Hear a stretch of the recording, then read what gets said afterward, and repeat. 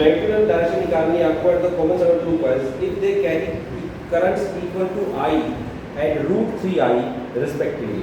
तो इस तरीके से आपको गिवन है, ध्यान से समझिए कैसे है। ये मान लीजिए कॉमन सेंटर है, एक कॉइल ऐसे है, अज्यूम कीजिएगा, इमेजिन कीजिए एक कॉइल ऐसे है और एक कॉइल ऐसे, तो परपेंडिकुलर प्लेन्स में दोनों के सेंटर कॉमन है, रेडियस सेम है। तो देखिए जो आपके पास एक कॉइल ऐसे है जो नीचे है, ये आपका ऊपर से देखा जाए तो एंटी क्लॉकवाइज डायरेक्शन में करंट फ्लो कर रहा है। अगर एंटी क्लॉकवाइज डायरेक्शन में करंट फ्लो कर रहा है तो इसका मैग्नेटिक फील्ड क्या होगा, ऊपर की तरफ। तो मैग्नेटिक फील्ड इसके अंदर क्या होगा, अगर मैं इसका आपको बात करें perpendicularly upward, this is magnetic due to the coil P। और जो ये आपके ऐसे कॉइल थी ये ऐसे आ रही है, तो अगर मैं इधर से देखूं तो ये मेरे पास करंट क्लॉकवाइज डायरेक्शन में है, तो मैग्नेटिक फील्ड क्या होगा, बाहर की सॉरी अंदर की तरफ, तो अंदर की तरफ मैग्नेटिक फील्ड हो गया, तो अंदर की तरफ मैग्नेटिक फील्ड क्या होगा, इसमें इस डायरेक्शन में मैग्नेटिक फील्ड हो गया। This is due to V2। Clockwise direction में कौन सा पोल होता है बेटा, साउथ पोल। साउथ पोल के इनसाइड होता है मैग्नेटिक फील्ड, और एंटी क्लॉकवाइज डायरेक्शन में कौन सा पोल होता है, नॉर्थ पोल, उससे बाहर की साइड होता है मैग्नेटिक फील्ड। तो ये BP और ये PQ और इन दोनों के बीच में एंगल क्या बन गया, 90। तो इसका जो रिजल्टेंट आएगा बेटा, रिजल्टेंट जो नेट मैग्नेटिक फील्ड आएगा, that will be equal to root of, vector sum लगाइए, BP² plus BQ² plus 2BP BQ, cos of angle between them and cos 90 is 0। तो B net is equal to root of BP² plus BQ। B net is equal to root of BP square plus BQ square। अब value put कीजिए, पहले तो BP और BQ की value निकालते हैं। Magnetic field at the centre O due to the coil P carrying current I and the formula is mu naught I by 2R। तो आपके पास बन गया BP is equal to mu naught I by 2R। Radius क्या था भाई आपका, R के equal था। Similarly, now you will find out BQ। तो BQ क्या आएगा, म्यू नॉट बाय 2R, क्योंकि आइडेंटिकल कॉइल थी, आइडेंटिकल कॉइल तो रेडियस सेम है लेकिन करंट अलग है, तो mu not into √3I bye 2R। अब वैल्यू पुट कीजिए, सॉल्व कीजिए, बताइए क्या आंसर आता है। देखिए B net is equal to root of BP का स्क्वायर, तो mu naught I by 2R का square plus mu naught I by 2R into √3 का स्क्वायर। अब देखिए ध्यान से, म्यू नॉट बाय 2R का स्क्वायर दोनों में कॉमन है, तो उसको रूट से बाहर ले लेंगे, तो आपके पास आया mu naught I by 2R आपका रूट से बाहर, तो यहाँ क्या बचा 1, और 1 प्लस √3 का स्क्वायर क्या होता है भाई 3, ये हो गया mu naught I by 2R into root of 4 which is equal to 2, तो आंसर आ जाएगा mu naught I by R। In this way you can find out the magnetic field intensity due to the two coils which have the perpendicular planes and having common center। ऐसा question generally आपको मिलेगा, अगर दो coils perpendicular हैं तो बेटा उनके magnetic field आपस में परपेंडिकुलर ही होंगे, और नेट मैग्नेटिक फील्ड आपका होगा root of BP² plus BQ²। तो ये तो आपने एक बार फाइंड आउट कर लिया कि भाई इसका मैग्नीट्यूड क्या है, लेकिन क्वेश्चन आपसे डायरेक्शन नहीं पूछी, तो डायरेक्शन आप देख लीजिए किसके उससे निकालेंगे। अगर ये एंगल आप मानते हैं फाई, तो यहाँ से परपेंडिकुलर किया तो this is direction of BP, तो tangent phi is equal to BP by BQ। Tangent phi किसके इक्वल है बेटा, BP बाय BQ के राइट एंगल ट्रायंगल के परपेंडिकुलर बेस, तो BP बाय BQ। BP की वैल्यू देखो क्या किया, कहां गई BP value, mu naught I by 2R, तो पुट कीजिए tangent phi is equal to mu naught I by 2R, ठीक है, और upon BQ mu naught by 2R into √3I, तो नीचे आएगा mu naught by 2R into √3I, 2R से 2R cancel, mu naught से म्यू नॉट, I से I, तो टेंजेंट फाई की वैल्यू होगी बेटा 1/√3। कहाँ पे होता है 1/√3 टेंजेंट में, 30 डिग्री पे, तो phi is equal to 30 degree. इधर resultant magnetic field makes an angle of 30 degree with the direction of the magnetic field due to point Q. BQ के साथ इसने एंगल 30 डिग्री बनाया है, तो इस में आप इस तरीके से बता सकते हैं कि this is the direction, this is the direction. Okay भाई, क्लियर है? ठीक है, चलिए। तो इस टाइप से आपके पास जनरली क्वेश्चन मिलेंगे, एक टाइप हमने कल किए थे। तो सर्कुलर कॉइल में डायरेक्ट फॉर्मूला है, इस तरीके से आप इसे सॉल्व कर सकते हैं। आइए हम आज नेक्स्ट टॉपिक करते हैं, to find out the magnetic field intensity.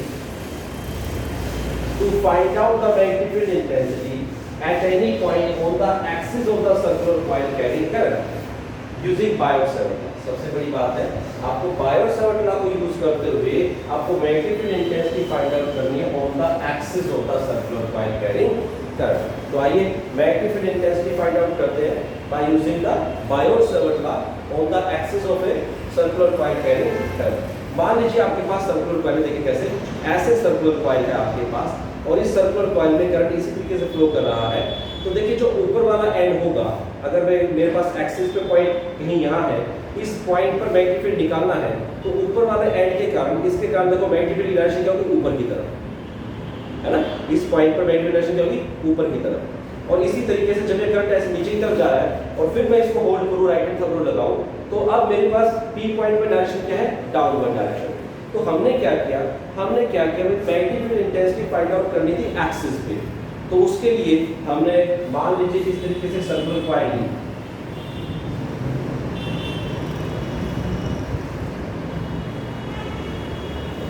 ये जो डार्क लाइन है वो ये शो कर रहा है कि दिस इज आवर साइड, और ये dotted line is back side. तो मैग्नेटिक करंट ऐसे, आपके लिए करंट ऊपर से आ रहा है ऐसे के, और इसके सेंटर से P पॉइंट है कोई, मान लीजिए x डिस्टेंस की दूरी, जहां पे आप मैग्नेटिक फील्ड फाइंड आउट करना चाहते थे on the axis. If A is its radius, I current flow कर रहा था इसके अंदर से, तो देखिए क्या होगा, हमने क्या दो अपोजिट लेंथ एलिमेंट ले लिए, दो अपोजिट एंड्स के हमने लेंथ एलिमेंट लिया, एक लेंथ एलिमेंट dl मैंने यहाँ लिया, एक लेंथ एलिमेंट dl मैंने यहाँ लिया। तो कैसे देखो, लेंथ एलिमेंट dl कैसे, ऐसे ऐसे है, ऐसे जा रहा, लेंथ एलिमेंट dl मैंने ऐसे ले लिया। इस पे जब मैंने मैग्नेटिक फील्ड निकाला तो परपेंडिकुलर डायरेक्शन में अपवर्ड डायरेक्शन में आ गया। तो अगर मैं इसको ज्वाइन कर दूं, तो ये डिस्टेंस जो मेरे पास आएगा √a² + x²। तो ये इसके कारण मैग्नेटिक फील्ड किधर था भाई, परपेंडिकुलरली अपवर्ड। ये आपके पास मैग्नेटिक फील्ड आ गया due to the upper end, जिसको मैंने V1 नाम दिया। सिमिलरली देखो कॉइल ऐसे आके अब करंट ऐसे जा रहा है, अब ऐसे जा रहा है, तो यहाँ पे जो लेंथ एलिमेंट होगा उसके कारण पॉइंट P पर मैग्नेटिक फील्ड किधर है, डाउनवर्ड डायरेक्शन में। तो इस लेंथ एलिमेंट के कारण मैग्नेटिक फील्ड किधर है, परपेंडिकुलरली डाउनवर्ड। ये आपका V2 आ गया। It is also √a² + x²। Let us assume this is angle phi, तो ये भी फाई ही होगा क्योंकि बिल्कुल अपोजिट एंड सेंटर से भी आया। ये ठीक है, स्मॉल लेंथ एलिमेंट था, इसको नाम देते dv1, small magnetic field dv। अब देखिए ध्यान से बेटा, dv1 की वैल्यू क्या होगी, dv1 Biot-Savart law से μ/4 पाई आइडियल sin θ/r²। तो sin थीटा क्या है, dl और करंट के बीच में, dl और करंट के बीच में एंगल क्या भाई, नहीं सॉरी क्या dl और r के बीच में एंगल क्या, देखो dl कैसे था, ऐसे, और r क्या था, ऐसे था। तो इन दोनों बीच में एंगल क्या है, 90 डिग्री। क्या है, 90 डिग्री, sin 90 बस। तो आइडियल sin 90/r² और r का स्क्वायर करेंगे तो √a² + x² + a² + x²। Similarly dv2 देखो, dv2 भी वही है, μ0/4 पाई बाई idl/a² + x²। अब इस मैग्नेटिक फील्ड को आपने क्या किया, दो कंपोनेंट्स में डिवाइड करके, कैसे देखिए, यहां से आपने परपेंडिकुलर ड्रॉ किया। अगर देखो ये पूरा का पूरा 90 डिग्री एंगल था, परपेंडिकुलर ड्रॉ किया आपने, ये वाला ये 90 डिग्री है, ठीक है, उसमें से ये वाला एंगल -2 तो फाई बचा।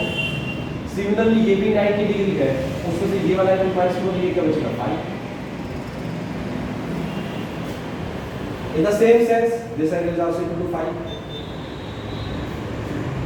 तो इस मैग्नेटिक फील्ड के दो कंपोनेंट होंगे, वन dv1 cos phi और दूसरा dv1 sin phi perpendicular component. Similarly इस 90 डिग्री के दो कंपोनेंट dv2 cos phi और ये हो गया dv2 sin phi। इस तरीके से आपके पास है। और ध्यान से देखा तो dv1 और dv2 का मैग्नीट्यूड सेम है, फाई एंगल सेम है, तो जो cos component they will cancel out each other, और जो इन दोनों के कारण, इन दोनों लेंथ एलिमेंट के कारण जो मैग्नीट्यूड है उनका साइन कंपोनेंट ऐड हो जाएगा। तो अगर मेरे को ये तो सिर्फ दो अपोजिट ये एंड थे, फिर आगे ये दो अपोजिट एंड भी होंगे, फिर ये होंगे, फिर ये होंगे, ऐसे करते करते सभी के दो अपोजिट एंड्स में निकालूंगा तो सबके साइन कंपोनेंट ऐड होते चले जाएंगे। तो अगर मैं टोटल नेगेटिव फील्ड निकालूं बेटा तो सभी के dv sin phi, ये जितने भी साइन कंपोनेंट है ये सभी के सभी आपके पास क्या हो जाएंगे, ऐड हो जाएंगे। ठीक है जी, सभी के सभी कंपोनेंट ऐड हो गए। तो b is equal to integration dv, देखो भाई dv is mu naught by 4 pi I dl by a square plus x square sin phi। देखो अब चेंज क्या हो रहा है, dl हो रहा है, चेंज क्या हो रहा है dl, तो एक phi भी चेंज हो रहा होगा शायद, है ना, phi भी चेंज हो जाएगा तो उसकी वैल्यू देख लेते हैं। sin phi की वैल्यू परपेंडिकुलर टू हाइपोटेन्यूज, तो perpendicular to hypotenuse a by root of a square plus x square, sin phi की वैल्यू क्या आ गई, a by root of a square plus x square, using कहां से लिया आपने ये ट्रायंगल एंगल्स में ओ बी, इसको ए मान लो, in triangle O A sine phi this is equal to O A by A P. O A कितना बेटा आपका ए पी कितना है, root of A square plus X, ठीक है ना। तो इस तरीके से आप निकाल लेंगे। अब देखो क्या आएगा, म्यू नॉट बाय 4 पाई तो कांस्टेंट है, ठीक है जी, कांस्टेंट है। करंट भी कांस्टेंट फ्लो कर रहा है, dl के बदलने से करंट पे कोई फर्क नहीं पड़ रहा, ठीक है। करंट dl के बदलने से क्या रेडियस में फर्क पड़ रहा है, नहीं जी, रेडियस में कोई इफेक्ट नहीं आ रहा, तो ये रेडियस में प्लस एज इट आएगा।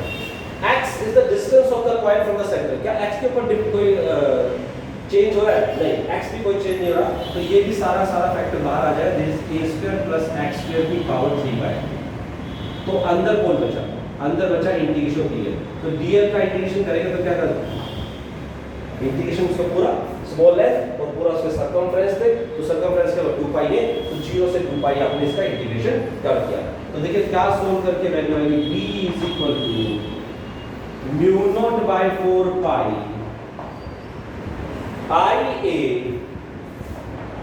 Bye a square plus x square की power 3 by 2 into integration dl is l, और l की जो लिमिट होगी 0 से 2 पाई a, वैल्यू पुट कर दीजिए mu naught by 4 pi i a bye a square plus x square की power 3 by 2 into 2 pi a, इससे ये कैंसिल 2, तो mu naught i a square, mu naught by 2 into a square plus x square की power 3 by 2। This is the magnetic field on the axis of the circular coil carrying current at a distance x from the center of the coil। तो इस तरीके से आप magnetic field find out कर सकते हैं। अब अगर इसके नंबर ऑफ टर्न्स बढ़ जाए, if there are n number of turns, तो n number of turns बढ़ने से क्या होगा, करंट n टाइम हो जाएगा। नंबर ऑफ टर्न्स बढ़ने से क्या हो जाएगा, करंट n टाइम हो जाएगा। Therefore, if there are n number of turns, if there are n number of turns, then magnetic field will become n time, and B is equal to mu naught n I a square by 2 into a square plus x square की raised to the power 3 by 2। In this way, you will be able to find out the direction, magnitude of the magnetic field। अब देखो ध्यान से, आपके पास current कैसे था, ऐसे, अगर मैं इधर से देखूं तो मेरे लिए वो जा रहा है anti clockwise direction, anti clockwise magnetic direction क्या होगी, आउटवर्ड, इसलिए अपने रिजल्टेंट मैग्नेटिक फील्ड क्या है, आउटवर्ड। और अगर ऐसे होता क्लॉकवाइज डायरेक्शन होता तो मैग्नेटिक फील्ड होता इनसाइड होता, into the direction of the, sorry, into the plane of the coil, inside होता अगर आपके पास क्लॉकवाइज डायरेक्शन में होता तो, और अगर एंटी क्लॉकवाइज डायरेक्शन में तो आपके पास इनसाइड होता। ठीक है, तो दैट्स ऑल फॉर टुडे। इसके ऊपर न्यूमेरिकल से हम कल करेंगे।